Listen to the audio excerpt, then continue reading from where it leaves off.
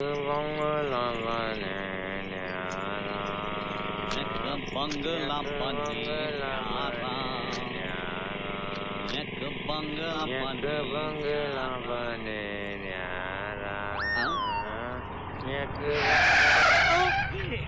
बाबूजी बहुत गर्मी है। हाँ। जूस पियोगे? गन्ने का है। हाँ, पिएंगे गन्ने जूस। अरे मुन्ना, ठाकुर ने शहर से 2 मुर्गे फंसाए हैं। पार्टी है? नहीं मूर्ख, अपनी दोनों बेटियों का ब्याह रचाने के लिए। बेचारे मुर्गे। वो 2 लड़कियां उन लड़कों को ऐसे पीसेंगी जैसे गन्ने पीसते हैं। कटेंगे। सच बताओ, असलियत क्या है? सच बताता हूँ। दरअसल ये गन्ने चोरी के हैं। हम गन्नों की नहीं, उन लड़कियों की बात कर रहे हैं। लड़कियाँ? कौन लड़कियाँ? कैसी लड़कियाँ? कैसी लड़कियाँ? ठाकुर गजेंद्र की लड़कियाँ। लेकिन आप लोग कौन है? वही बकरे जो कटने जा रहे हैं। बकरे? हम वो लड़के हैं जो लड़कियों से शादी करने जा रहे हैं। हमसे क्या चाहते हैं आप लोग? लड़कियों की रिपोर्ट। क्या करता है? एक का दूध वाले के साथ चक्कर, एक का दही वाले के साथ। जो दूल्हा आता है लूला बन के जाता है। वो आता है तो उसकी दोनों दुकानें खुली होती है। जब जाता है तो एक दुकान बंद हो चुकी होती है। वो आता है अपनी 2 टांग पर, जाता है अपनी 1 टांग पर। एक की लाश गन्ने के खेत में मिली थी और दूसरे की लाश इमली के पेड़ में लटकी। पकड़ दे। आमने सामने रखना, नहीं तो गोली मार दूंगा। डराता है साला। ठीक है, हमें इन दोनों की तहकीकात करनी पड़ेगी। मगर कैसे भैया? आपके पास तो अकलमंदी का खजाना है, आप ही कुछ बताओ ना। अच्छा ठीक है। आ गया, आइडिया आ गया। क्या हम इन दोनों को उन दोनों लड़कियों के दूल्हे बनाकर भेजेंगे और हम उनकर पिए बनकर जाएंगे? मतलब टांग कटेगी तो इनकी। दुकान बंद होगी तो इनकी। गन्ने के खेत में लाश मिलेगी तो इनकी। इमली के झाड़ पर लटकेगी तो इनकी। मेरे टकले टमटम भाई, क्या बात है, ग्रेट। चलो बंदूक दो। चलो हमारे साथ। कहाँ? ठाकुर गजेंद्र के वहाँ। मगर क्यों? अरे भाई, तुम दोनों चलोगे दूल्हे बनकर और हम चलेंगे तुम्हारे पिए बनकर। अरे नहीं साहब, हम लोग मारे जाएंगे। क्यों? हम पर इतना बड़ा जुल्म मत कीजिए। ज्यादा आवाज नहीं करना, वरना इधर से गोली चलेगी। हाँ किसान भैया, अगर हम लोग नहीं जाएंगे तो अभी गोली खाएंगे, अभी मर जाएंगे। और अगर जाएंगे तो थोड़ी देर बाद मारे जाएंगे। तो क्या करें? थोड़ी देर बाद मरते हैं। चले? चलो।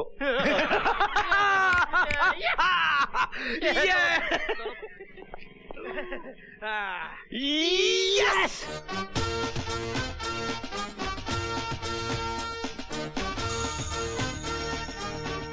ये आंसू पोंछ लो, और जैसे मिस्टर खुराना के बेटे आएंगे उनके गले में माला डालकर उनका स्वागत करना, समझे? और जरा सा भी नाटक किया ना तो याद रखना, मुझसे बुरा कोई नहीं होगा।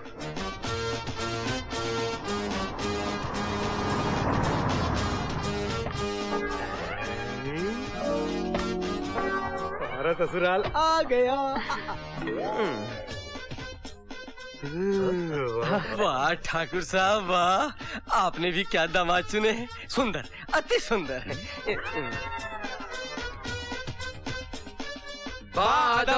मुलाहिजा होशियार। दिल्ली के मंत्री श्री जगदीश खुराना के सुपुत्र श्री राजू खुराना और श्री किशन खुराना पधार रहे हैं।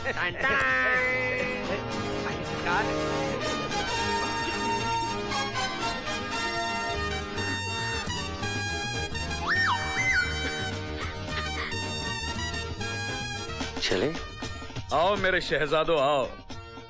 जिंदगी में आज तक मैंने सूरज निकलने का इतना इंतजार नहीं किया है जितना तुम्हारा आने का इंतजार किया है। आओ आओ। फूल डालो, फूल बरसाओ, बरसाओ, बरसाओ।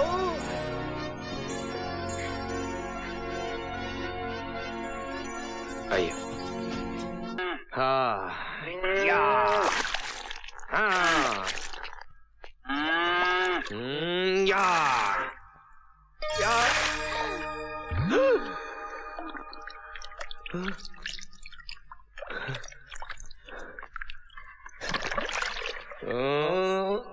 या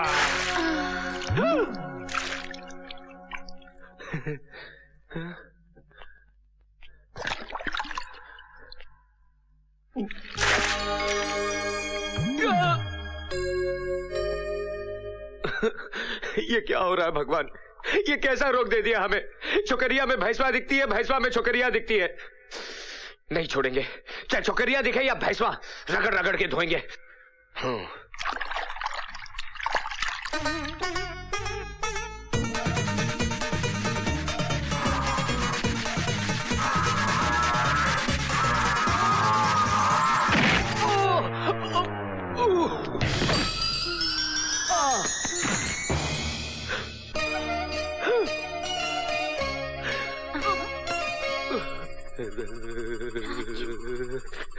अरे अरे करंट हुआ, अरे कैसा करंट हुआ है? अरे ये करंट हुआ तो छोड़ते ही नहीं।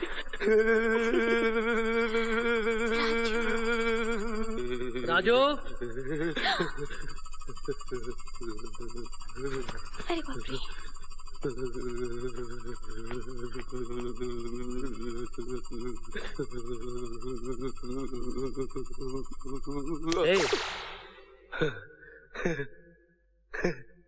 क्या हो गया था तुझे? मालिक, हमें झटका लग गया था। झटका? कैसा झटका? बहुत जोरदार झटका। मगर हुआ क्या? वो हुआ यूं कि हम उसे धो रहे थे, फिर उसने हमें लात मारी तो हम उस पर जा गिरे और उसने हमें ऐसे पकड़ा जैसे बिजली का खंभा पकड़ लेता है, छोड़ा ही नहीं। फिर उसकी पकड़ से हम ऐसे पकड़े गए कि छूटे ही नहीं। और हुजूर उसके बाद फिर ऐसा झटका, ऐसा झटका, ऐसा झटका कि सारे बदन में कब कभी दौड़ गई हुजूर, कब कभी। साफ साफ बताओ राजू, ऐसा क्या हुआ? हुजूर, वो मीना मेम साहब की वजह से आज हमको ऐसा करंट लगा, ऐसा करंट लगा कि हम ऊपर नीचे हो गए।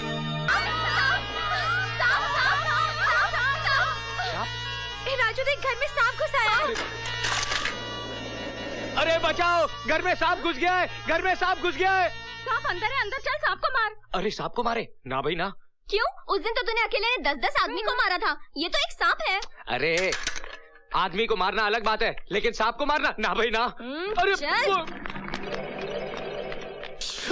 बाप रे! अरे अरे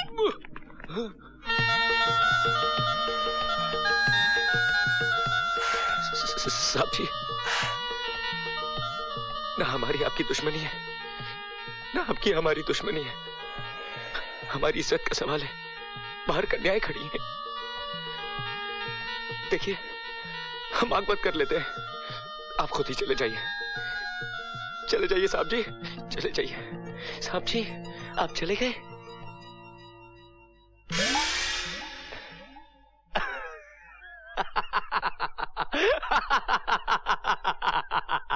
देखा, हमको देख के डर के भाग गया बुज़दिल। ससुरा।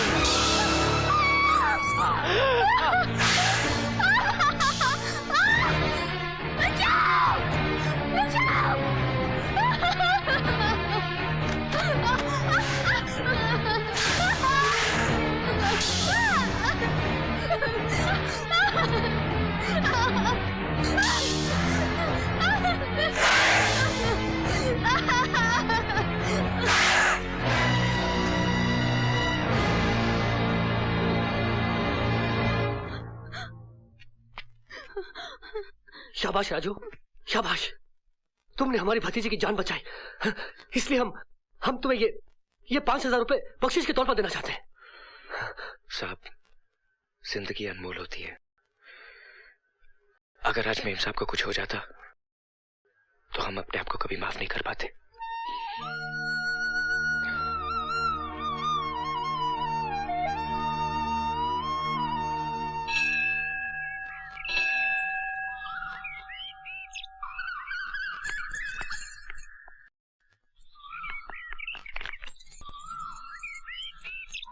राजू, तुमने अपनी जान पर खेलकर मेरी जान बचाई। जानते हो क्यों? हाँ, मालिक और नौकर का जो फर्ज होता है मैंने वही निभाया। अगर वो फर्ज निभाते तो बख्शीश भी जरूर लेते। तुमने मालिक और नौकर का नहीं बल्कि मोहब्बत का फर्ज निभाया है। राजू, बस मेम साहब बस। समुंदर भी अपनी मर्यादा नहीं तोड़ता, साहिल तक आकर रुक जाता है।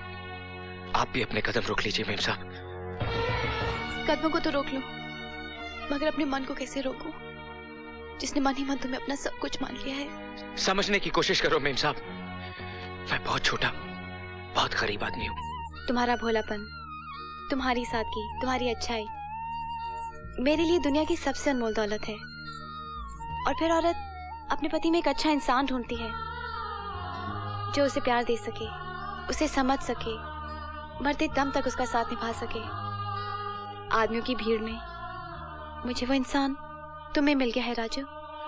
प्यार ने तुम्हें अंधा कर दिया है, सच्चाई को तुम्हारी आंखें देख नहीं पा रही। मेरे इस प्यार को अपने मन से बिठा दो मेम साहब और भूल जाओ मुझे। मैं जानती थी तुम्हारा यही जवाब होगा। अब मेरा जवाब ही सुन लो। मैं तुम्हारा नाम अपने मन से नहीं मिटा सकती, खुद को मिटा सकती हूँ। देखना है तो देखो।